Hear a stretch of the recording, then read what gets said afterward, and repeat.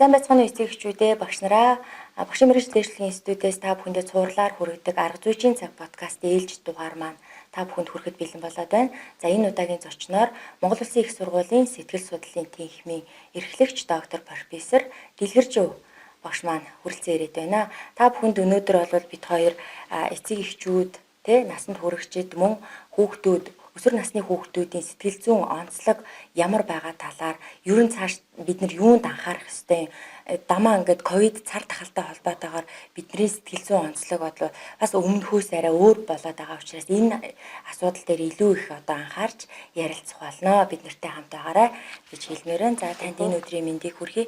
Өнөөдрийн бидний ярилцах сэдв бол ерөөсөө л эцэг эхчүүдийн багш нарын хүүхдүүдийн сэтгэл зүйн онцлог яг ямар байгаа талаас ярилцлага хэлье гэж бодож За байна. баярлалаа. Намайг урьж энэ подкастт оролцуулсан их баярлалаа. Тэгэхээр яг одоо цаг хугацааны хувьд бол их өвөрмөц онцгой үе байна. Яагаад гэхээр өмнө нь бид нар үзэж хараагүй, сонсож байгаагүй ийм байдаг болдгийг мдээгүй байсан цаг үед одоо амьдрах болж байна. Тэгэхээр энэ бол нөгөө цар тахалтай холбоотой маш удаан хугацаагаар хүмүүс хоригдож байна. Өмнө нь одоо суралцдаг байсан суралцах хэв маяг өөрчлөгдсөн байна. За багшийн хувьд, суралцагчийн хувьд өмнө хийж байгаагүй олон ажлыг захимаар жишээ нь бид нар захим сургалттай холбоотойгоор хийж, шинээр суралцж байна. Тэгэхээр яг энэ үетэй холбоотойгоор одоо нийгмийн сэтгэл зүйд их өөрчлөлт гараад байна. За ямар өөрчлөлтүүд гарч ийнө гэхээр за нэгдүгээр бидний нөгөө харилцааны өдөр тутмын хэмнэл алдагдаад эхэллээ. Өөрөөр хэлбэл бид нар өмнө нь одоо дурын найз нөхдөдөө уулзаад цуглаад инээж өгрөөд яриа сууж идэг байсан бол одоо бид нар дандаа хоригтой, саадтай, хязгаартай байг гэхэд л нэг олуулаа байна гэдэг айдастай ингээд уулзж байна. Тэгэхээр энэ чинь одоо энэ дотор маань бас нөгөө халдвар тэгж байх байж гэдэг юм уу. Ийм айдастай уулзж байгаа ийм нөхцөл үүсэж байна. Тэгэхээр магадгүй насанд хүрэгчдийн хувьд энэ асуудлыг бид нар одоо юу гэдгийг яг одоо бид нар дөнгөж нийгмийнхаа шинэ орчинд тасгаж байгаа учраас гарцаагүй юм шинэ үеуд ирнэ. Энэний дараа цагаас бол одоо өөрөөр хэлбэл бид нар цар тахлын дараа үеэс нэгэнт энэ орчин амьдралдаа дасаад энэ нөхцөлдөө зохицоод амьдраад сурчхна тийм үү ирнэ гэсэн үг. Тэгэхээр актер одоо юу гэдгийг бүр тэсэж төвчшгүй хэцүү үе бас биш байгаа байхгүй.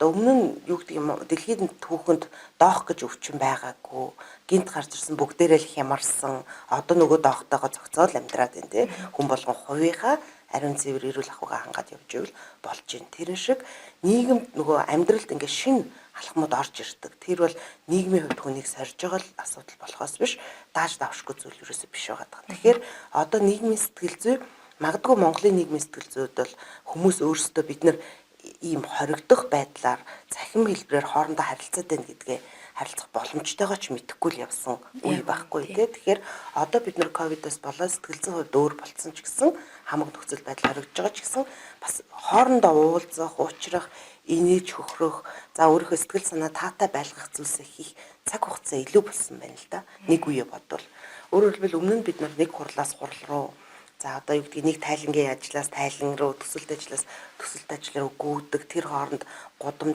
талбай цагаа их алддаг тий маш их юм одоо юу гэдгийг яг хувийн одоо өөрийн хөгжилд анхаарч амжихгүй цаг нийгэмд амьдарч ижээ гэдгийг ойлголоо тий ковид үед ойлголоо. Яг онлайнаар одоо ингээд бас сурч боловсрох боломж бас их байсан юм байна. Харж байна. Яг үнэ тий. Өөрөөр хэлбэл одоо бид нөгөө тэр олон цаг хугацаагаа болчоод магадгүй бид нар 2 цаг ажил руугаа явдаг байсан бол 2 минут нөгөө өрөөндөө гүйж ороод хичээлээ бэлдэх заах хугацаа бий болсон байна.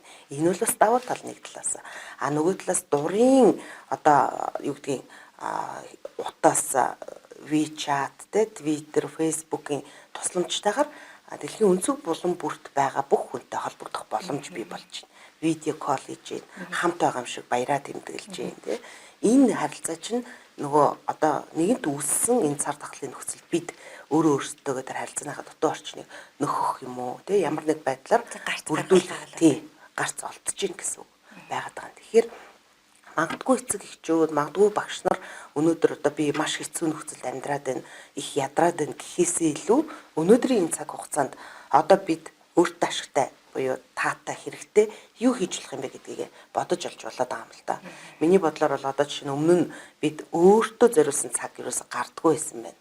хурлуудад их явдаг байсан байна. Тайлан төсөлд их явж исэн байна. Нааша цаашаа байгууллагаас байгууллага руу гүйдэг байсан байна. Одоо бас хурлуудыг заавалчгүй цаг алдаж наашаа цаашаа нэг дороо бөөгнөрөхгүйгээр одоо Google Meet ч гэдэг юм уу те онлайнаар хурал хийгээд зохион байгууллаад сурчлаа шүү. Тийм яг үнэн тийм захимаар хийгээд сурчлаа. Тэгэл маш их цаг хэмжиж шүү дээ. Бас нэг давуу тал нь одоо Teams ч юм уу зарим энэ хурал захим явж байгаа хурал болгоныг бичлэгээ хийгээд аваад үлдчихэж болж байна. Тэгэхээр нөгөө нь бичлэг хийсэн хурлаа магадгүй бас цаг хугацаа хэмжээгүй байж болно. Тэр хүн тийм нөхөө сонсож чинь тий ээж мэдээж багш мөртлөө ээж байгаа ш. Тэр ээж хоолоо хийж байхдаа чихвчээрээ одоо эсвэл одоо дуугийн чангахан тавиад нөгөө хурлынхаа ямиг сонсоод өмнө сонсож хурал дээр ярьж амжаагүй зүйлсээ эсвэл өөртөө оногдсон даалгавраа хариуцлагатаар сонсоод ойлгоод авах боломж өсөж байна. Тэгэхээр энэ бол бас нэг талаасаа цахим одоо ковид үеийн цахимын нөлөө биднэрт бас эерэг нөлөө байна л гэдгийг хараад байгаа юм. За яг насан туршид бол ямар нэгэн байдлаар ингээд өөрсдийнхөө одоо сэтгэл зүйн байдлаа одоо арай эерэг байдлаар ингээд зохицуулаад явж чадчихна. Өсвөр насныхан гэдэг бол бас жаахан хүндрэлтэй байгаад байна л да. Тэгээ сүүлийн үед ч гэсэндээ бас сошиалор өсвөр насны хүүхдүүдийн одоо гэмт хэрэгт орооцолдог байдал одоо амнасаа юугүйтгэх байдал ч гэдэг юм үү айхтар юмнууд байна.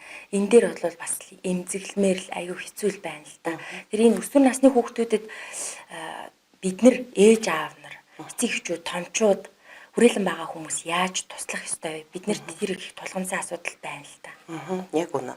Өөрөөр хэлбэл өсвөр нас өөрөө угаасаа одоо сэтгэл судлалд, шинжлэх ухаанд энэ сурал боловсрол судлалд хамгийн эмзэг онцгой судалдаг зэг байдаг.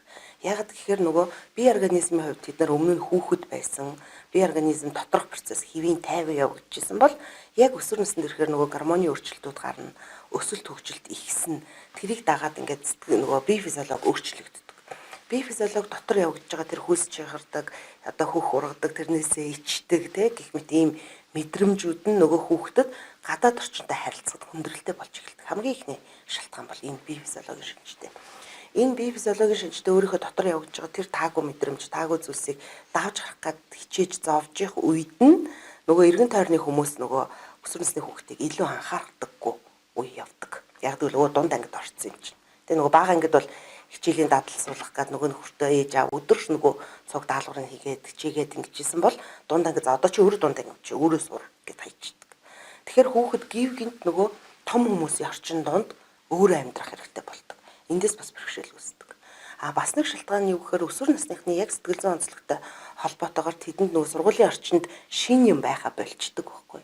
Өөрөөр хэлбэл нэгдүгээр ангид бол багш энэ үсгийг вэтэй нийлүүлэхээр аав гэж үг болно гэхээр хүүхэд шин юм сурсандаа баярлдаг. Би уншаад чаддаг болчихлаа энэ аав гэд ингэж бичдэг шүү дээ өөрөө бичиж үзүүлээд.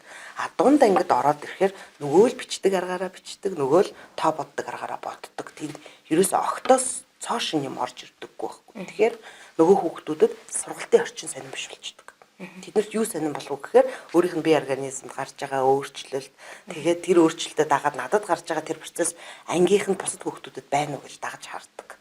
Тэгэхээр нөгөө нөхдүүдийг харахаар нөгөө нөхдүүд зарим нь одоо тийм одоо хөгжлийн процесс явагдаагүй харагдаад заримд нь бүр илүү явагдсан харагдаад тэгэхээр нөгөө илүү явагдсныгаа бүгдээрээ өдөөд чангаагаад хүүгийн чинь левчиг зүтсэн байна гэж татаж бариад ингээд нөгөө хүүхдүүд хүмүүстэй харилцах хэрэгцээ үүсч эхэлдэг байхгүй. Тэгэхээр тэр дунд нөгөө сурах үйл чухал биш болоод одоо найз нөхдөдөө харилцах, өөрийгөө зөв үнэлэх, би өөрөө мундаг том хүн боллоо, би чи насанд хүрсэн хүн болчлоо гэдэг мэдрэмжүүд үүсч эхэлдэг гэсэн. Тэгэхээр яг энийг эргэн тойрны хүмүүс эцэг их багш зөв ойлгож хүүхдтэй харьцах хамгийн анхны хэрэгцээ үүсч идэг. Гэтэл нөгөө эцэг эхчүүд болохоор ихэнхдээ яг дундаа хэцүү эвгүй одоо эмзэг гэлээдэг мөртлөө яг хүүхдэд дундаа ингэж орлоо гэдэг харилцахгүй шүү. Тий, том хүн шиг харилцахгүй байгаа юм тий. Үгүй одоо би ч гэсэн өсвөр насны хүүхдтэй л тий. Тэр ингээд ярихлаар миний охоо наа чи нэг тийм хэцүү асуудал биш шүү дээ. Энтергээд бүр хитрхи том хүний өнцгөөс хараад байгаа байхгүй. Яг үнэ. Тэгэхээр тэр хүүхдэд бол надад яриад байгаа тэр асуудал нь айгүй хүнд чухал одоо өөрийнх нь хувьд тийм асуудал байдаг.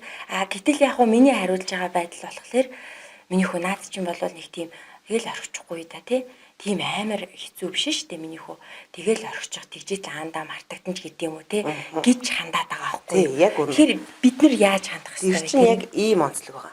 Хүүхэд байсан. Хүүхэд байхад нь бид нар бүх юмыг заачдаг байсан. Нөгөөний бага ангид байхад. Тэгэхээр нөгөөдөө ямар ч хяналтгүй шууд ээж аавын зүг гэд хүлээж авдаг байсан. А одоо бид нар том хүмүүстэй харьцахаараа шууд хяналтайгаар том хүмүүст хэлхийг хэлээд болохын болоод өнгөрөөчдөг. Энийг том хүмүүс ухамсараар зохицуулаад хянаа явчихдаг. Нөгөө нөхдүүд чинь яг хүүхдээс том хүн рүү шилжиж байгаа завсрын үе байхгүй. Тэгэхээр зарим юм дээр том хүн шиг хандна, их том хүн шиг. Гэтэл бид нар том хүн юм байна гэж том хүн шиг ярихаар нөгөө хүүхэд мэдрэмж нь байж л байдаг.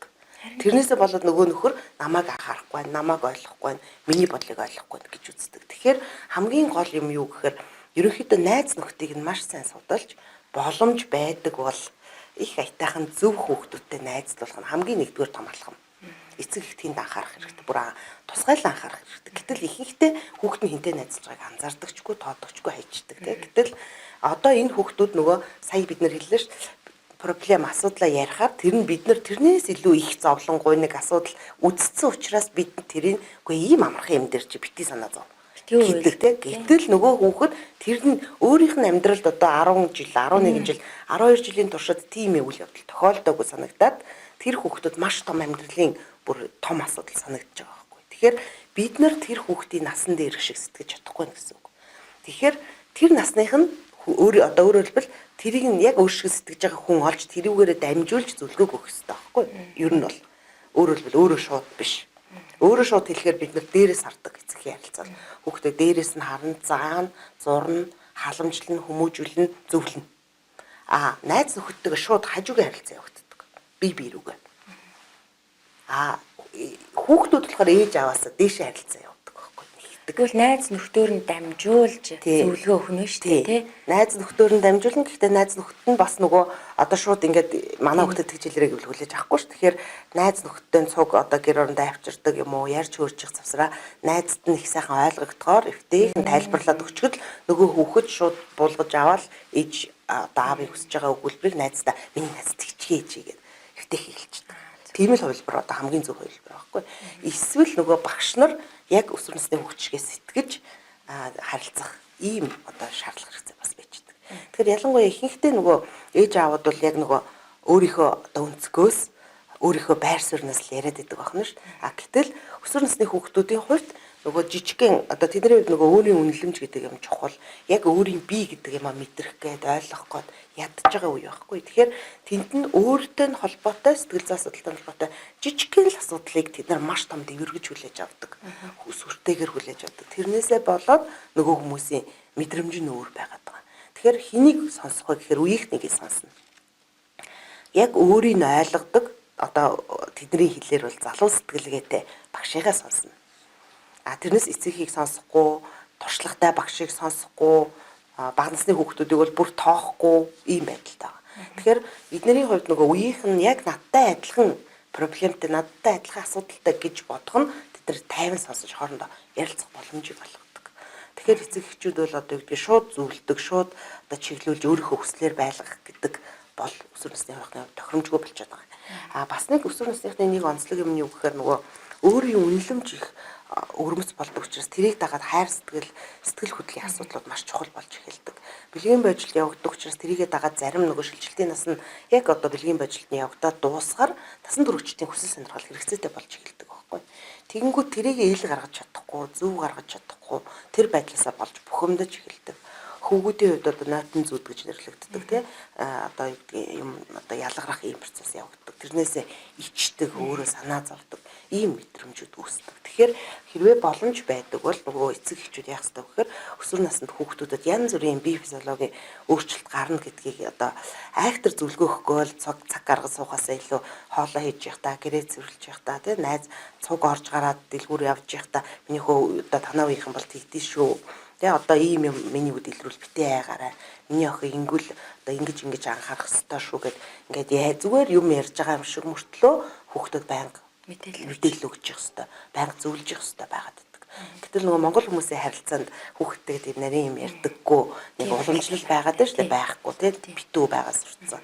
Тэгээ тэрнээсээ болоод байж итл гинт хүүхэд нөгөө анхны охтууд бол жишээ сарын тэмдэг ирнэ хөвгүүд өдөр наатан зүуд бий болно. Тэгэхээр эднэрийг хараад цочирддаг, айдаг, юу болчихоо би гэд ингээд өөрөө хүлээж авахгүй. Тэгээ хоорондоо ярихаар нөгөө үеийнхнээсээ одоо бол бүр сошиалаас бүр биднээс илүү мэдээлэл авчаад байна л да нөгөөдөл. Тэгээд заримдаа эцэг их ингээд их хүч гаргаад л хүүхдүүдэд зөвлөхөөр зааж ойлгомжтой шүү дээ. Мэдэн ш татгаж киног нь үзсэн. Хүүхэд төрж байгаа кино харцсан энэ төр гэдэг хандлага бас байгаад байгаа. Тэгэхээр магадгүй ээж аав эхлээд хүүхдээ ямар төвшөнд баримжаатай гэж мэдэх тэгээд тэрэн дээр нь тулгуурлаад зөв чиглүүлж өгөх их чухал байгаа. Тэгээ одоо үед бол бас нэг эцэг эхчүүдийн боломжтой хүүхдэд зөвлөгөө өгөх хувилбар бол аятайхан ном байна л да. Өөрөө судалж агаад яг хүүхдийн сэтгэл зүйн тохирсон аятайхан номыг нөхөө ээж номын дэлгүүр орсон чи ийм ном байж гин тийм уншаарай гэд ингээд өгчдөг юм уу. Тэгээд нөгөө ном уншсан уу гэд зүгээр нэг тийм спешиал биш юм шиг мөртлөө зөвлөгөө чигээ өгөөл байнга засаад ахт бол хүүхэд аяндаа эцэг эхийнхээ бас үгийг сонсох дуртай болчдөг. Бас нэг онцлог юм юу гэхээр ямар нэг асуудал үүсвэл айхгүйгээр зовхгүйгээр ээж аавтайгаа хуваалцах хэрэгтэй гэдгийг их сайн ойлгуулж өгөх хэрэгтэй байдаг. Ихэнхдээ хүүхдүүд ямар нэг хайр дурлалын асуудал юм уу, ямар нэг одоо хоорондоо үл ойлголцох асуудал юм уу, анги дотроо дээрлэхүүлэх юм уу, эсвэл одоо юу гэдэг өөрийн үнэлэмж нь унах юм эцэг хэд ярихыг хүсдэггүй. Яг гэвэл эцэг их нөгөө багаас нь хүүхдийг сайн хүн болгоосаа гэдэг сайн хүн байгаасаа онц сураасаа гэдгээр түлхэгчдэг учраас тэрний үр дүнд хүүхэд ээж аавдаа сайн юмаа л дуулгая гэдэг бодолтой болчдөг. Асуудал байвал хэлэх юм бол ээж зовчихно. Яшиг миний төлөө зовоод унна гэд ингээд нуучдаг ийм рүү ордог. Тэгэхээр нуугаад байх тусам нөгөө асуудлууд гүндэрсээр байгаад томорсоор байгаад нөгөө цасан бөмбөлөг шиг тий жижигхэн цас ингээд өөрөөр хэлэхээр жижигхэн байжгаад уулын өрөө өнхрүүлэл ахаар нэмэгдээд байдаг ш. Тэр шиг нөгөө жижигхэн асуудал нь тэр үед шийдэхгүй байхаар өнхөрч явсаар байгаа том болоод цаашаа бүр бутарч болоод хүрдэг. Ийм нөхцөл байгаад байгаа. Тэгэхээр өсвөр насныхны хувьд бол нөгөө бие физиологийн шинжтэй хамт олноороо үнэлүүлж дүгнүүлэх хамт олон дотор байр суурь олохтой шинжтэй үеийнхэн дотроо өөрийгөө одоо чухал гэж мэдрэх өөрийн хувийн мэдрэмжтэй холбоотой ингээд маш олон янзын сэтгэл хөдлөлийн өөрчлөлтүүд гарч ирдэг хурцаар. Тэгэхээр энэ асуудлаас болоод нөгөө хүүхдүүд чинь өөрийгөө зөв илэрхийлдэггүй эцэг үгийг сонсдгоо эсвэл нөгөө асуудлууд нь хүндэрч явсаар хагаад буруу аргаар шийдэх гэж оролддог ийм алхамд түлхээд байна л да.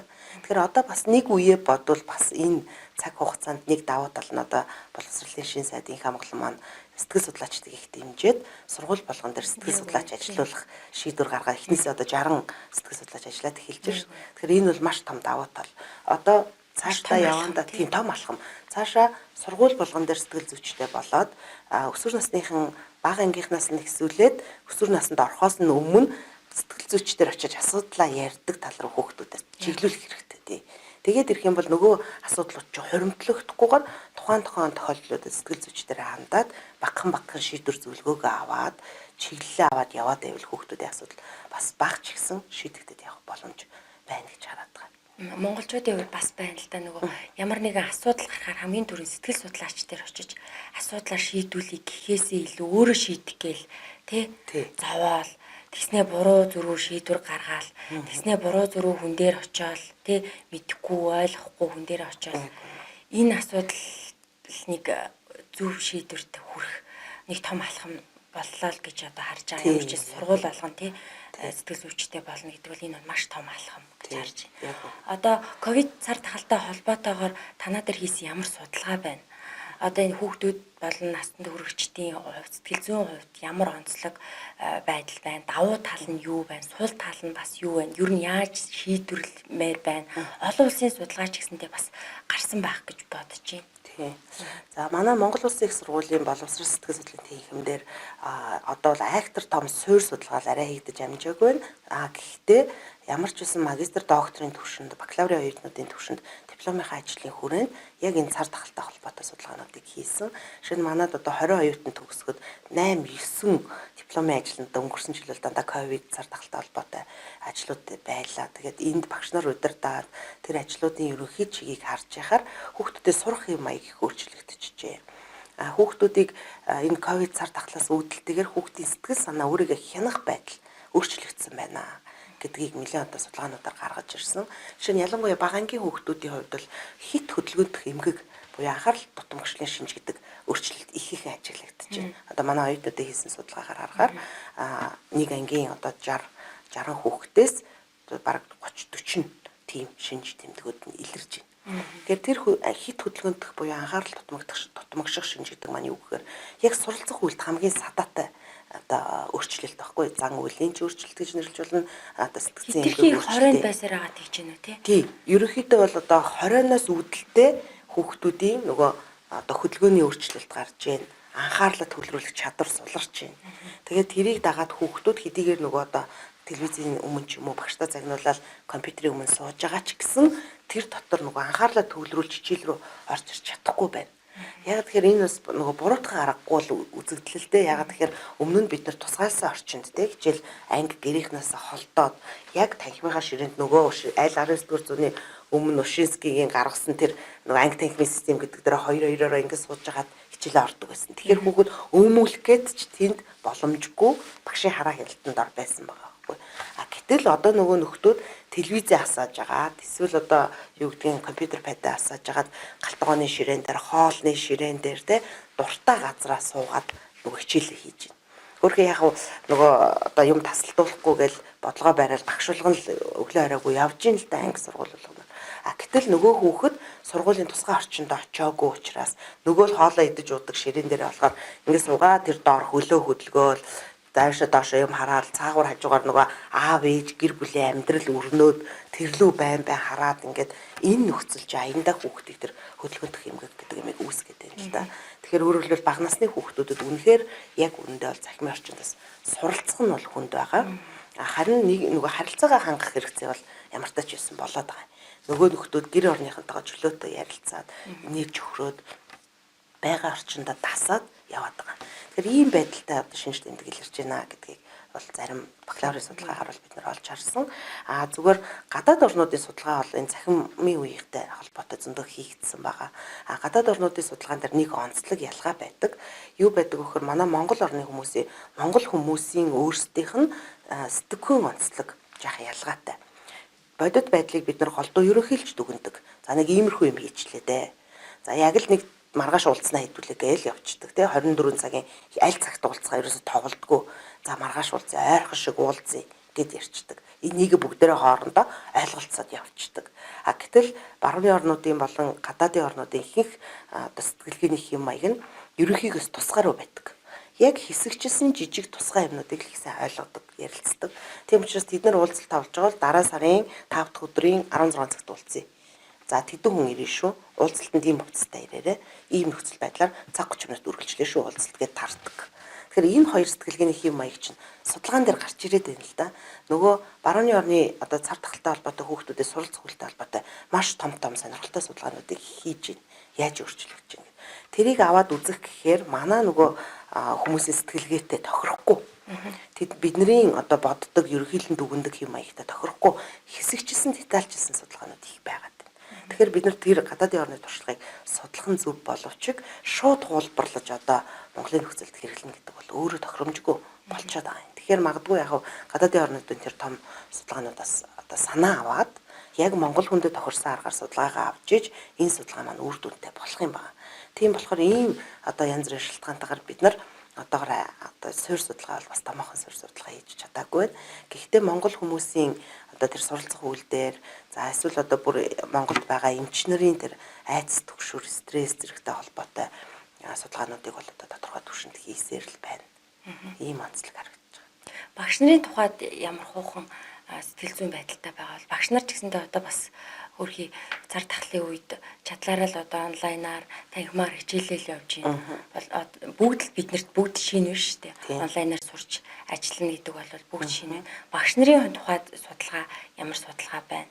Багш нар юу сэтгэл зүйн хувьд яг ямар байдалтай байна? Ер нь яг юун дээр цаашд анхаарч цаашд явмаар энэ ер нь бол энэ ковид цар тахлын энэ нөхцөл байдлын онлайнаар танхимаар хосолсон энэ одоо сургалтч гэдэг юм уу үйл ажиллагаа бол цаашдаа ч одоо ер нь үргэлжлээл явах ийм л чиг хандлагатай боллоо шүү дээ. Бид нэр ер нь ийм л нөхцөл байдал цааш тасан цогцож амьдрахаар боллоо. Тэгэхээр энэ тал дээр та ямар бодол ямар судалгаа байна? За тэгэхээр багш нарын хувьд бол бүр гарцаагүй ачаал бүр хит дахин нэмэгдсэн тий. Яагаад тэгэхээр өмнө нь бид нар танхимдаа хичээл орохоос өмнө багш нар бэлддэг. Бэлдснийхаа дагуу одоо хичээлээ ордог, төлөвснөрөө ордог байсан бол одоо баг өдөр болгон төсөөлөөгүй, тооцоолоогүй хувилбар хичээл дээр орж ирж байна тий. Хичээл дээр нэг хүүхэд мужраад унчиж जैन, магадгүй тэнгууд бүгд айцтай болж जैन тий гэх мэтэр. Тэгэхээр яхахгүй энэ цахим сургалтын үед гэдэг юм уу, цар тахлын үед бол багш нарын одоо шин юм сурах мэдэх юм хэрэгцээ сонирхол маш их болж байна. Би хувьдаа одоо өөрөө багшийн хөгжлийн талаар судалгаа хийдэг учраас саяхан бас нэг ихтгэл тавих зорилгоор нэг цөөхөн багш нараас ер нь багш нарын ачаал цар тахлын үеийн сургалтын талаар судалгаа авч үзсэн. Тэгээд тэр судалгааны үр дүнгээс харахаар ерөөсөө манай багш нарт ачаал нь маш их ихссэн. Дээрээс нь нөгөө би багш гэдэг одоо сэтгэл ханамжтай үнэлэмж нь буураад байна. Тэр юутай холбоотой гэхээр за мэдээж эдийн засгийн нийгмийн асуудал бол ойлгомжтой. Хоёр дахь асуудал нь нөгөө багш хүн чинь зааж байгаа юм өөртөө ихтгэлтэй байж нүдэн гялтганжиж тий хүмүүст хүрэгдэг шүү дээ. Итгэлтэйгээр ярьж. Гэтэл нөгөө цахим технологийн орчинд нөгөө бас дадаагүй байсан шин форматтай бид нар ажиллаж сурж байна те зарим өдөр эрсээ бүртгэх гэж чадахгүй зарим өдөр слайдаар ширлэх гээд гацчихад байдаг ч юм уу юм техник технологийн шалтгаантай юмнууд үүсэж байна л да. Эннээс үүдээд нөгөө багш нар бас жаахан өөртөө ихтгэлгүй болж эхэлж байна. Багшлах бас хүнд байна гэдгийг гэсэн ийм хандлагатай болж эхэлж байна. Тэгэхээр би бол хувьдаа юу гэж харж байна вэ гэхээр яг манай Монголын хувьд л бид нар одоо цар тахлын сүдэлтэйгээр одоо л цахим руу шилжиж байгаа байхгүй. Тэрнээс биш дэлхийн нийтээр аль хэдийн цахим сургалтанд ороод цахимаар тэр MIU-гийн жишээдэг юм уу Вений их сургуулийн ч юм уу том одоо хөтөлбөрүүдийг цахимаар сураад эзэмшээд одоо сертификат аваад явдаг сургалт аль хэдийн дэлхийн жишг болцсон байсан байхгүй. Гэтэл бид тэр лөө орондоо гэж ярьсан танхимаар 100 жил сурцсан учраас бид нар тэр хөвшлээсээ нөгөө одоо тогтсон хамтлагаасаа салахгүй байна. Тий салахгүй байгаа байхгүй. Тэгэхээр нөгөө захимаар явуулсан мөртлөө юм дутуу санагдаад суралцагч нь захимаар авцсан мөртлөө бас багштайгаа яг харилцаагүй учраас дутуу санагдаад эцэг эхчүүдэд одоо бас нэг гомдол төрөөд ч юм уу. Ийм үсэд байна л да. Гэтэл миний бодлоор бол одоо нэгэнт л энэ одоо янз бүрийн нийгэмд шинэ орчин гарч ирдэг. Шинэ орчиндөө хүн дургуйч гэсэн дасдаг тий. Хэсэг хугацааны дараа тэр нь угаасаа л тийм байсан юм шиг болчдөг. Ийм байдлаар нөгөө нийгмийн сэтгэл зүй өөрчлөгддөг учраас би бол одоо энэ нь бол зөвхөн завсрын хугацаа шүү. Энэ завсрын хугацаанд л бид нарт хүнд байна те. Би өөрөө ч гэсэн багш хүн одоо нэг хичээлээ ороод хичээлийн дундуур өөрлөгөө камераа шилжүүлж тавиал захимаар зэрэг орох гол ингээл асуудал зөндөл үүсэж байгаа. Тэгэхээр энэ бол нэг тийм юу гэдгийг бид нарыг илүү чадваржуулж байгаа нэг завсрын үе л байхгүй. Тэгэхээр өмнө бид нар жишээ нь одоо цахим сургалт чухлаа гэж зөндөө ярьсан мөртлөө нэг хичээлээ ч цахим болгоогүй байлаа. Гэтэл одоо өссөн бүх хичээлээ цахим болголоо. Цахимаар одоо давуу тал гэж болж хараарай гэж тийм. Яг үнэ олон давуу талууд байна те. Тэгэхээр магадгүй бид нар илүү шинэ юм сурж гэн энэ орчинд илүү цагаа амжуулж сурж гэн те. Олон цаг хугацаанд хүүхдүүд айл болох юмаа хүргэх гээд олон аргад суралцж гэн. Тэгэхээр энэ нэг талаас бас давуу тал болж байгаа. Та бол яг оюутнуудтай ажиллаж байгаа хүн шүү дээ. Тэр оюутнууд донд сэтгэл зүйн байдал нөлөө ямар одоо чиг хандлага ажиглагдаж байна. Тэгэхээр оюутнууд маань нөгөө манай залуу үе те биднэрт одоо өсөж өндөж байгаа бидний ирээдүйн одоо багш нар ирээдүйн эцэг эхчүүд шүү дээ. Тэгээд оюутнууд дотор би нэг ингээ хувьдаа жишээ нийгмийн сэтгэл судлах хичээл дээр нийгмийн сэтгэл зүйн одоо үнэт зүйл Монгол хүний үнэт зүйл юу юм бэ гэдгийг тодруулах маягаар ингээд хичээл дээр ярилцж ирсэн судалгаан дээр одоо юу нь бол амаар авсан л ярилцлага маягийн юм.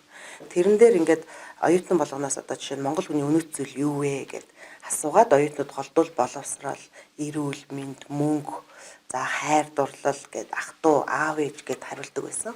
За ингээд яг энэ ингээд олон жил давтагдж байгаа саяхан нэг 5 6 орчим жилийн өмнө нэг одоо сэтгэл судлалын оюутнуудаас асуусан яг энэ асуултаа асуугаад Монгол хүнд хамгийн чухал одоо хүнд хамгийн чухал зүйлс юу вэ гэсэн чигсаажсан ч хүмүүс оюутнууд нойр, хоол, хувийн эрхчлөө гэдэг юмыг ярьж эхэлсэн.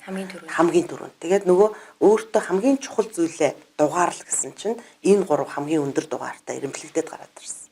Тэгээд энэ юг хэлж байгааг гэхээр ерөөсөө манай одоо ирээдүй нийгэм өсөж өндөж байгаа залуу үе оюутнууд дотор яг өөрийн хувийн үзэл бодлоо чухалд тооцдог. Одоо юу гэдгийг нийтлэг тийм зүйлд биш, хувийн эрхчлөө, хувийн хүсэл сонирхол, яг хувийн хэрэгцээг хангах гэдэгт их ач холбогдол өгдөг оюутнууд бий болж тийм үе гарч ирлээ л дээ. Тэгэхээр энэ бол зөвхөн одоо манай сэтгэл судлах гэхгүйгээр ерөөсөө нийтлэг оюутнууд өөрсдөө залуу үе бас ийм болж байна. Тэгэхээр энэ хүмүүс одоо багшлан эцэг их болно. Өөрийнхөө үр хүүхдүүдэд цаашаа яаж зөвлөх вэ гэхээр бас манай нийгэм яаж өөрчлөгдөж байгаа гэдгийг харуулдаг. Тэгэхээр би бол хувьдаа юу гэж бодож байна гэхээр магадгүй одоо хүн болгоны хувийн эрхчлөө чухал. Гэтэл бид нар энийг бүр чухал давж үзнэ гэдэг бол нөгөө барууны маягийн хэв маяг манад арай хүчтэй төрөд ороод ирлээ гэж харж байгаа. Өөрөөр хэлбэл хувь хүн болгоны үзэл бодол Энийг та юутай холбоотой гэж бодож байна? Харж байна. Энэ ер нь яг хэдэн оны үеийн хүүхдүүд байна? 90 оны нэлээд сүүл 2000 оны ихэнх үеийн хүүхдүүд үү? Тий, ер нь бол 2000 оны ихэнх 2000 он тий яг л 2000 оны хүүхдүүд гэсэн үг байхгүй юу? Ер нь багцаа нь бол. Энэ юутай холбоотой гэхээр яг зөвхөн би хувьдаа юу гэж бодож байгаа гэхээр манайх нөгөө үндсэн гадаад хэл нь англи хэл болсон.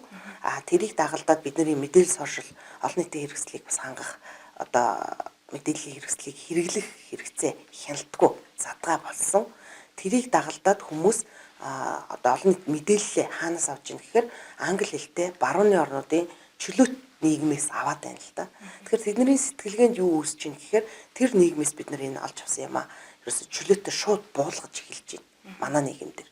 Гэтэл манай нийгэм Монголын нийгэм болохоор нэг хэсэг социалист системээр буюу Оросын загвараар ингээд хөвшмөл баригдсан үзэл дотор нэлээ явсан үзэлтэй хүмүүс шүү. Өөрийн үзэл бодол, өөрийн хувийн эрх чөлөө гэхээсээ илүү бусдын үзэл бодлыг хүнддэг, бусдын төлөө гэсэн сэтгэлтэй тийм үзэл бодолтой ард түмэн шүү дээ. Суур. Яг үнэ. Гэтэл яах вэ гэхээр таны наад саяны ярьсан ярианаас бол бүр эсрэг болоо явчихж байгаа байхгүй юу? Сүүлийн үеийн хүүхдүүд гэр бүлсэг биш, бусдын эрх чөлөө биш, миний хувийн амин хуваа хичээсэн ийм үзэл бодолтой хүмүүс гарч ирж байна. Ийм үе бий болж байна гэж харж байна л та. Тий, яг үнэ. Тэгээд эн чинь уламжлалт Монгол хандлагаас ирс өөр. Уламжлалт Монгол хандлага чинь нөгөө хот айлаараа явдаг, гэр бүлээрээ явдаг, нэгнийхээ төлөө гэдэг эмээ өвөө аав ээжийнхээ үгийг сонсч өсдөг те. Ийм одоо их гэр бүлийн системтэй байсан. Тэр системээс бид нар дараа нь Оросын загвартай, Оросын бас давуу тал нь нөгөө гэр бүлсэг ард түмэн гэр бүлээ чухалчилдаг. Гэхдээ гэр бүлэн чухал, дээрээс нь тухайн нийгэм чухал гэсэн нийгэмдээ таалагдах гэсэн загвартай социалист хэв маягтай явж байгаад тэрнээс миний анзаарснаар 90-с 2000 он хүртэл ямар ч хаашаа явахаа мэдэхгүй хит задгаа замбраагүй байдалд ороод ерөөсө бүх юм үзэл сурталын хувьд нээлттэй болцсон. Бүх юм амьдрахын тулд одоо мөнгө олохын тулд юу ч хийхэд бэлэн болсон тий. Энэ тэмцлийн үед завсрын үед юу чгүй яваад одоо 2000 оноос хойш ерөөсө барууны загварыг шууд хулбарлсан сэтгэлгээ ороод ирлээ л тий. Тэгэхээр барууны загварын энэ сэтгэлгээнд болохоор нөгөө олон их хотын суурин соёл иргэншил өөрөө өөрийгөө л бодож амьдардаг хэв маяг байгаад байна. Тэгээд энийг бид нэр англи хэлтэй орнуудаас гадаад хэлтэй орнуудаас шууд хулбарлаж аваад одоо манай хүүхдүүд бол ерөөсөө өөрсдийгөө бодсон зөвхөн өөрийн асуудлыг шийдвэл болоо. Би өөрөө л амьдрчвал болно гэдэг хэв маяг руу илүү шилжчихлээ. Тэгэхээр энэ бол бас жаахан төгшүүрийн дохио өгж байгаа юм л да. Ягаад тэгэхээр одоо энэ хүмүүс маань цаашлаад эцэг их болно. Цаашлаад одоо багш нар юун дээр анхаарах хэрэгтэй. Энэ хүн цааш ингээд орхиж болохгүй шүү. Тий, орхиж болохгүй. Тэгэхээр бид нэр энэ дээр рефреш тий өөрчлөлтийг хийх хэрэгтэй. Тэгэхээр юун дээр анхаарах хэрэгтэй. Эцэгчүүд багш нар яг үнэ. Энэ бол одоо бүр харангийн дохио өгж байгаа байхгүй. Тэгэхээр одоо би бас ямар үйлдэл хийж болох вэ гэхээр миний л хувийн бодол шүү. Хувийн бодлоор юу байгаа вэ гэхээр одоо энэ олон нийтийн мэдээллийн сүлжээний зохисгүй хэрэглээг хянах хэрэгтэй. Одоо бид нар нөгөө 18 настай хүүхэд хэдийгээр одоо жишээ нь Facebook руу ордгоо гэдэг боловч бараг 7 настай, 6 настай, 10 настай бүх хүүхэд Facebook-т байна. Дандаа 18 настай гээд өөр дугаар одоо төрс өдрөө өөрөөр бичсэн хаягууттай. Яг 13 гэдэг баг шүү. 13 наснаас дээш гэдэг л үү? Тийм, бас ямар ч гэсэн тоо байдаг те. Гэтэл тэр тоонд хүрээгүй хүүхдүүд аль хэдийн Facebook-оор дөрөв зугаалж байгаа байхгүй. Тэр чинь ямар ч хяналтгүй байна нэгдүгээр. Энийг бол бас зөв хяналтын ямар удирдах зохицуулах хэрэгтэй байх гэж би бол хувьдаа бодоод байгаа. Яг тэгэхээр шууд бидний хүүхдүүдийн үзэл бодол шууд бууж байгаа. За хоёрдугаарх нь бас юу гэхээр одоо энэ PUBG байна. Энэ маш олон янзын тоглоомууд байна тийм үү. Энэ тоглоомууд өөрөө хэдийгээр зүгээр одоо ихэнх нь e-спорт эн чинь байх ёстой зүйл. За эн чинь нэгэн тал нийгэм хөгжиж байгаа юм чинь одоо янз бүрийн тоглоомууд бол байдаг. Энэ тодорхой цаг үеих гэж ярьдаг хүмүүс байдаг. Гэхдээ би бол хувьдаа юу гэж бодож байна гэхээр энэ тоглоомууд дандаа аллаг, хядлаг, дандаа нөгөө хүчирхийлэх үзэгдлүүд, дандаа одоо юу гэдгийг юм хүчтэй сэтгэл зүйд хүчтэй нөлөө үзүүлэх сөрөг зүйлсийг мэдээлж байгаа байхгүй. Тэгэхээр хүүхдүүд болохоор эн чинь зүгээр л тоглоом шүү гэдэг байгаа боловч хэдэн зуун мянган удаа хүн алж гин цус нүжийн одоо ингээд тарааж гин ийм юм тоглоом дээр харж байгаа байхгүй. Тэгэхээр эхний удаа тоглож яхаа эвгүй юм шиг нэг сонин санагдах мэдрэмж нь хэдэн зуун удаа тавтцсны дараа хэвийн үзэгдэл шиг санагдаж эхэлж байна. Энэ бол хүмүүсийн сэтгэл зүйд нөгөө даган дуурайх ухамсаргүйгээр давтах үзэгдэл мэдрэмжийг өгч идэг. хүний яг нийгмийн сэтгэл зүг аваад үзэхэр хүн өөрөө ямар нэг таалагдсан зүйлээ давтах гэж оролддог ийм амтан баггүй. Тэгээд дээрэс нь давтдаг, халдварладаг сэтгэл зүй үзэгдэл. Хин нэг ууртаа орж ирэл хашгирахад одоо багш ангидаа орж ирэл ууртаах шиг байхад бүх хүүхдүүд хумигдаал ууртаа болол багш руу харахгүй болол ийм байдал үүсдэг ш. Тэр чинь ерөөсөө л нийгмийн сэтгэл зүй халдварлал гэдэг ийм сэтгэл зүй үзэгдэл байдаг. Тэгэхээр энэ тоглоомнуудаас энэ одоо хүчирхийлэлтэй, таагүй зүйлстэй тоглоомнуудаас хүмүүс халдварлаад байгаа байхгүй юу? Өөрсдөө сэтгэл зүйд халдварлаад байна. Насанд хүрсэн хүмүүс бол хэдийгээр халдварлсан ч гэсэн тэрийг нөгөө одоо ухамсараараа хянаад ихэнхдээ гаргахгүй, мэддэхгүй, сармэгжүүлээд байна. Гэтэл одоо үед нахавд насанд хүрэгчид сармэгжүүлж байгаа боловч гэхдээ тэр хүмүүс чинь 3 4 одоо 6 7 наснаас фэйсбુક хэрэглэх байхгүй. Бидний насныхаа. Бид нар бол 2012 оноос л фэйсбүүкэд бас орж штэ. Тэрнээс өмнө тийм сайн хайт авч гэлөө тийм юм сайн ордогчгүй энэ төр байлаа. Орчин үеийн хүүхдүүд чинь энэ сошиал медиа гэдэг зүйл рүү бүр яг баг мэдээ орсон цагаас ороод ингээд явчихж байгаа учраас ухамсаргүйгээр таниа хэлгээд шууд шүлдэргүйгээр аваад даган дуурайж байгаа. Тий, даган дуурайж ийн, яг бодлоо төлөвшөөгүй үедээ. Тий. Тэгэхээр энэ бол маш их сөрөг нөлөөтэй. Нөгөө эцэг эхчүүд заавчгүй хяналт тавьж энэ дээр бас бодлого хэрэгтэй. Яг үнэ. Эцэгхийн зүгээс хүүхдүүд нь яг фэйсбүүкт орж ийн үү, ямар хандлтуудыг хийж ийн те энийг бол бас хянах заашгүй хэрэгтэй. Одоо гэтэл нөгөө нөхдүүд маань яг хичээлээ сонсож штэ л гэж утснаасаа юм уу нэг юмнаас зүгтэлтэй яваад байгаа л да. Тэг гэтэл эцэг эхчүүд бол нэг орой үдштэй хүүхдийн утсан дээр хяналт тавьдаг юм уу? Эсвэл бүр хяналтын системийг оруулж өгөөд олон янз бүрийн одоо сүлжээ рүү ордгоо байхаар зохицуултыг хийж өгдөг ч юм уу те гэх мэтэр ямар нэг байдлаар зохицуулт хийхгүй л бол энэ цаашаа улам хүндэрнэ. Одоо бид нэр цаашаага бүр нөгөө аратны шинжтэй гэдэг юм уу хянагддаггүй ийм үе залуучуудтай болох гээд байгаа байхгүй. Тэгэхээр энэ яг за яг залуучууд энийг сонсвол хитрхи хуучаасыг ярьж ийн гэх бах. Гэхдээ яг одоо нийгмийн үзлийг, нийгмийн сэтгэл зүйд нийгэмд нөлөөлөх нийгмийн үзлийг зангидахад бол заавал бодлого хэрэгтэй байдаг. Тэр бодлого нь одоо яг тодорхой эрхчлөөг нь олгодог. Тэгтээ хэрэггүй хүчирхийлэлтэй тэр хитрхи их аллах хэтлагтай тоглоомнуудыг зогсоох, хаах, тийм ээ, хориглох ийм замаар зохицуултыг бол заашгүй хийх хэрэгтэй байдаг. Жишээ нь бид нар урд төршөө аягах одоо дургу байдаг шүү дээ Монгол хүмүүстэй. Гэтэл тэдний бодлого зөв байгаад. Тэр олон түмэн хүнийг яагаад фэйсбүүк оруулахгүй байгаа? Тэр олон түмэн хүнд яагаад Google руу шууд нэвтрүүлэхгүй байгаа?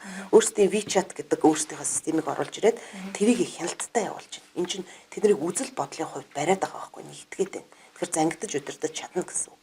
Гэтэл бид бүх юмыг гаднаас оруулж ирээд барууны загварыг шууд Монголдо болгоцсон. Монгол Уг Сотных ноцлогч ямар болсон бүү мэд хуучны Орос загварыг ч доцрогдсон гэд хайцсан. Тэгээд шууд гадны 3 дахь орны загварыг ерөөсө бүгдэнд нь нээлттэй тавиад өгсөн. Одоо энэ бүр маш их эмх замбраагүй амиа бодсон хүмүүс үүсэх төгсөл болоод байна гэж хараад байгаа. Тэгэхээр миний бодлоор бол ямар нэгэн зохицуулт одоо бол заашгүй хэрэгтэй болцсон байна. Бүр цаг үеийн тулсан байна тий.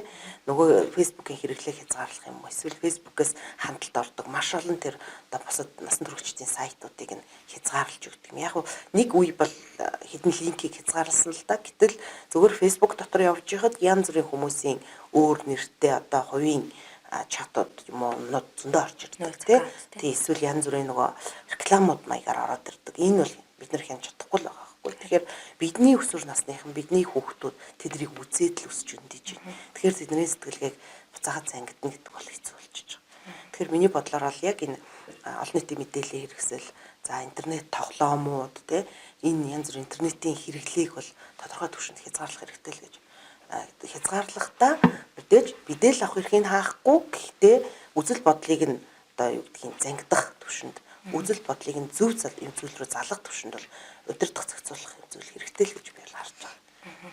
За бид хоёр ерөнхийдөө ярих цаг маань бага байна. Тэгэхээр хамгийн сүүлд нь танаас миний асуугаагүй бас магадгүй эцэг эхчүүд багш нар хүүхдүүдэд хандаж хэлэх ямар зөвлөгөө байна тийм. Тэгэхээр яг энэ цахимын үед энэ цар тахлын үед одоо эцэг эхчүүдэд маань бас нэлийн бэрхшээл үүсэж байгаа л да. Яг тэгэхээр өмнө нь тооцоолоогүй ажиллаа хийх хэрэгтэй байдаг. Сайн ажилтан байх хэрэгтэй. Гэтэл тэр ажиллаа гэрээсээ бас зөндөө хийлээ тий. Дээрээс нь одоо юу гэдгийг гинт хүүхдүүдээс өмнө нь нөгөө багшд нь өгөөл сургууль руу явуулчаа санаа амар ирэхээр нь аваад за даалгавраа гэрээ гэл өнгөрдөг байсан бол одоо хичээлийн заавал цуг хийхгүй бол баг нөгөө нөхөр гэртээ хийхгүй байна. Тэрнээс болоод ерөөсөө өдөр нөгөө одоо багангийн хичээл, дундаангийн хичээлийг эцэг эхчүүд хийхэд хүрээд байна те. Ийм байдлаар нөгөө цахимаас болон цар тахал болон хөл хорионоос үүдэлтэй эцэг эхчүүдэд маш их ачаал ирсэн. Энэ бол мэдээж бас хүндрэлтэй байгаа. Гэхдээ одоо цагийн би бол хувьдаа юу гэж бодож байна гэхээр эцэг эхчүүд нөгөө аль ч цаг үед ер нь өр хүүхдийнхээ төлөө явдаг. Учраас аль алийг л зохицуулаад байна тий, зохицуулаад яваад байна. Гэхдээ одоо би бол ингээ харахад би одоо ажиллаа хийж ийн гээд 3 цаг 10 цаг компьютерийн ард суух биш.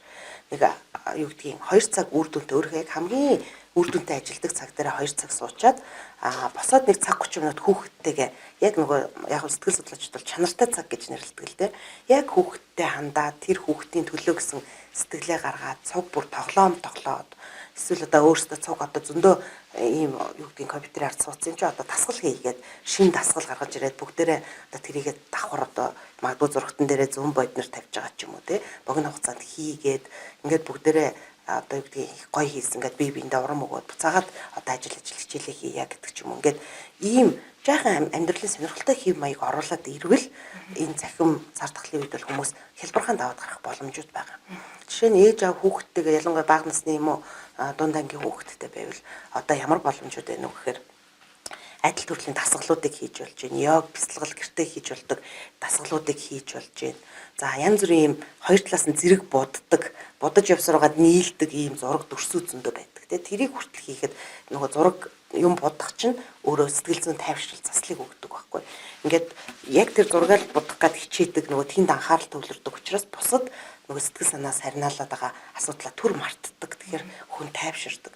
Тэгээд зураад бодоод дуусцсны дараа харахаар нэг юм бүтээл гаргацсан мэдрэмж төрдөг учраас маш их тайвширдаг. Ийм байдлаар жишээ нь адилхан зураг дүрстэй юмнууд хийж болж байна. Одоо тэр людо гэж тоглоод байгаа. Эсвэл шагаа байна, тэ эсвэл нөгөө бие биен дээр нь үрж тавьдаг модон тоглоомууд байдаг. Тийм их хүртэл хоорондоо жижигхэн урамшуулал бооцоотой одоо хин аяга авах байж гэдгээр юм уу тэ. Эсвэл хин нэг ингэсэн нь одоо бусдаа маргаж ангаар дайлж шүү ч тийм ээ. Жижигхэн хөөрхөн хөвгөлтэй мөртлөө бүх хүүхдүүд гэрийнх нь одоо бүх хүмүүс оролцохоор жижигхэн тэмцээн уралдаан зохиогоод ингээд гэрийн дүрмүүдийг бий болгоод тэрийгэ давтаад хийх юм бол хүүхдүүд ийм баяр жаргалтай болж эхэлдэг. Өөрөөр хэлбэл гэр бүлийн тэр халуун дулаан уур амьсгал одоо нөгөө нийгмийн дутуу харилцааг нөхөх цаг үе болсон байхгүй. Тэгэхээр магадгүй эцэг эхчүүд одоо бас тийм хийхтэй анхаарахад ерөөсөй болохгүй байхгүй болчихдог. За ажил хийж ингээл хөмсгөө зангидаж ажлын өрөөндөө суугаад байх уу? Хүүхдээ хичээлээ гэж зургтан сачаад хажуугаар нь өөрөө төжигнэд гүгээд байх уу? Гэхээсээ илүү яг хичээл сургалтанд нь сууж байгаа цагийн чанартай чимээгүй хөө суулгад дуусгачаад хичээлээ дуусгаар чинь бүгдээрээ нөгөө тоглоомоо тоглоно. Чи сайн чимээгүй томоотой сон шүү гэдгийг тохироод ч юм уу те ингээд өөрөөсөө бас нөхцөлийн бүрдүүлж өгөх. Тий. Тэгээд өөрөөсөө сурахтан ч нөхцөлийн бүрдүүлж өг дараа нь сурсныхаа дараа тайвширч хөдөлж өгөхөрч харайж инээж бүгдээрээ баярлж явах харилцах бас хэрэгцээг нь хангаж өгөх хэрэгтэй байгаа байхгүй. Тэгээд ирэх юм бол гэр бүлийн уур амьсгалж таатай болно өөрөө ч тэр ажилдаа дарагдж байгаа гэдэг мэдрэмжээсээ бас салах байхгүй. Ийм байдлаар нэг ийм одоо юу гэдгийг өдөр тутмын амьдралын хэмнэлэл зөв хуваарьт оруулаад жижигэн одоо өмнө хийж байгаагүй юмнуудаа оруулж ирж цуг хийлцдэг ийм дасгалууд хөдөлгөөнүүд эсвэл гарч одоо алхдаг тий 30 минут гарчаад ирээ агарын тенсийнхаа одоо бөмбөг юмыг аваад яага болохгүй гэж тий 30 минут одоо 2 3 цаг тоглолцсон чинь одоо нар байгаа дээр нэг 30-аас одоо 2 10 20 хүртэл хэдүүлээ тоглоё гэж гарч хүүхдтэйгээ 2 3 тоглолцоод жаахан савлуур модлуур дээр ч болох нөө харайчаад буцаад ороод ирэхэд нөгөө тий өөрсдөд нь ч хөдөлгөөн болно хүүхдэд ч нөгөө хөдөлгөөнийх нь хэрэгцээ хангагдана тий ингээд буцаад одоо даалгавраа хий гэвэл энийг бол хүүхдүүд их таатай хүлээж авдаг. Гэтэл ихэнхдээ нөгөө энэ жижигхэн энд нэх их ажил ороод шинэ хөтөлбөр зохиогоод авах юм ерөөсөй байхгүй. Зөв жижигхэн санаачлагууд байхгүй. Тэгэхээр ийм л юм хийгээд авах юм бол бидний хүүхдүүд ч таатай гэр орондоо хөдөлгөөн сайтай эцэг эхчүүч ажлын амжилгын хажуугаар хүүхдгээ ойлголцоод явах боломж бүрдэх юм байна. Тийм боломжууд бас их байдаг шүү. Нэг одоо баг ингээ YouTube-ээс магадгүй те одоо юу гэдгийг сэтгэл зүйн хөгжилтэй тоглоомууд ч гэдэг юм уу хөгжилтэй бичлэгүүд гээд хайхад л гараад ирнэ те. Тэгэхээр эндээс үзээд аль боломжтойг нь өөрсдөө туршаад хийгээд үзэхэд бол хүүхдүүдэд хүртэл их дуртай сонирхолтой болчихдог. За баярлалаа танд. Маш хэрэгтэй сонирхолтой мэдээлэл өглөө. Би ч бас гэртээ очиод хэрэгжүүлнэ гэж дотроо бодоод сууж байна. Тэгээ хүн хэлхээс нааш бас ойлгохгүй тий. Тэгэхээр бас олон мэдээллийг эцэг эхчүүд маань тэр багш нар маань тэр авсан бахаа гэдэгт итгэлтэй байна. За ингээд урилга хүлээн авч бид нартэй сонирхолтой ярилцлага өрнүүлж бас мэдээлэл өгснөд баярлалаа. Ажлын өндөр амжилтыг хүсье. За баярлалаа. За Багшийн мэргэжил дэвшлэгийн институтээс та бүхэндээ цувралаар хүргэдэг арга зүйчийн цаг подкастын энэ удаагийн дугаарт Монгол Улсын их сургуулийн сэтгэл судлалын тэнхимийн эрхлэгч доктор профессор Дэлгэржиг багш маань ирж оролцлоо. Дараагийн дугаараар уулзтлаа. Түр баяртай үзэгчтэй.